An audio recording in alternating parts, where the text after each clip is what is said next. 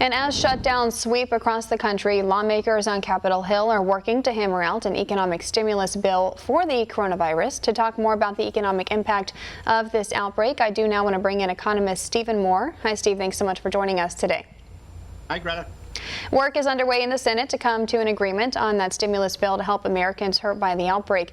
In an op-ed, though, that you wrote today for CNS News, you said a large stimulus package may actually end up hurting more than helping in the long run. Can you explain that a little bit deeper?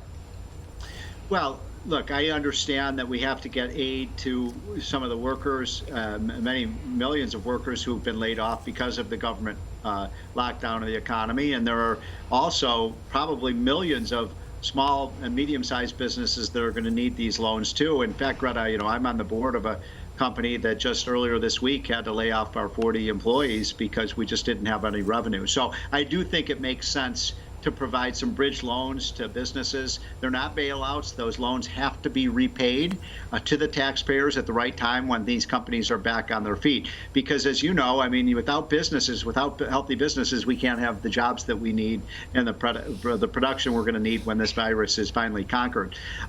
But the point I was making in my piece is that this doesn't stimulate the economy. It helps people in need. It helps us get over the hump.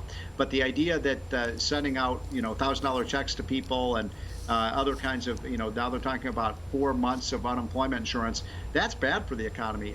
One of the things I really worry about is what if we get the economy up and running in a month, but the government's giving 4 months of 100% paychecks to people for not working? It's going to be hard to get people back on the job. The Fed has been implementing some emergency measures to try to help the U.S. economy be able to weather this storm and as an attempt to calm some of the volatility in the market. We haven't, though, been seeing those strategies working like they have in the past. Market not really giving the type of response that the Fed might expect. Why have those strategies not been working this time around?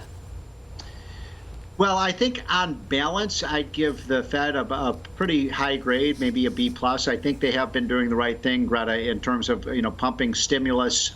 We've had a shortage of dollars because there's been such global demand for dollars during this crisis. All over the world, everybody wants to hold dollars because it's kind of the last refuge that people go to when they're afraid. And so I think the Fed has done a pretty good job. But look, when you have a crisis like this, this is really an important point. When you have an economy shut down as effectively as ours is right now, and if you keep it shut down for a matter of 2 or 3 months, as some had been talking about, it doesn't matter how much money the Fed prints. It doesn't matter how big the checks are that the federal government and the Congress write to people. If you're not producing anything, you can't consume things, and you're going to have empty shelves. So this is a really important day today, in my opinion, Greta, for what the president has done courageously, because this was a tough decision about deciding that we're going to allow people starting apparently right after Easter to go back to work, to take all the necessary and important safeguards, because if we don't have a functioning economy, as the president said, we're going to have millions and millions of unemployed people and millions of bankrupt companies, and that doesn't help anyone.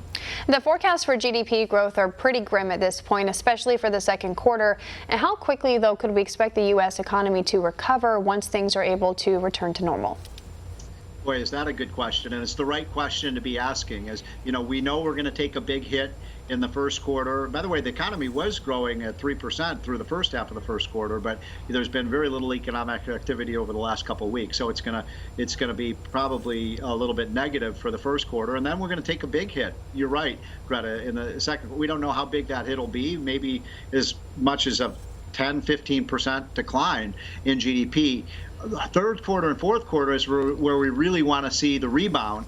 And part of the answer to your question is, how do we make sure that we have the right policies in place to get that rebound? And that's why, I've supported the idea of a suspension of the payroll tax for the rest of the year. They're deferring payroll taxes this year. I think they should be entirely suspended, because that would give every worker in America a 7.5% pay raise, which gives people an incentive to work more and to go back to the job.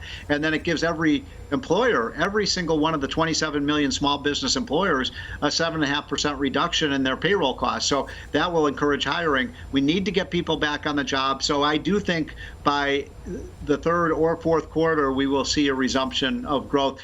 Want to see more videos like this?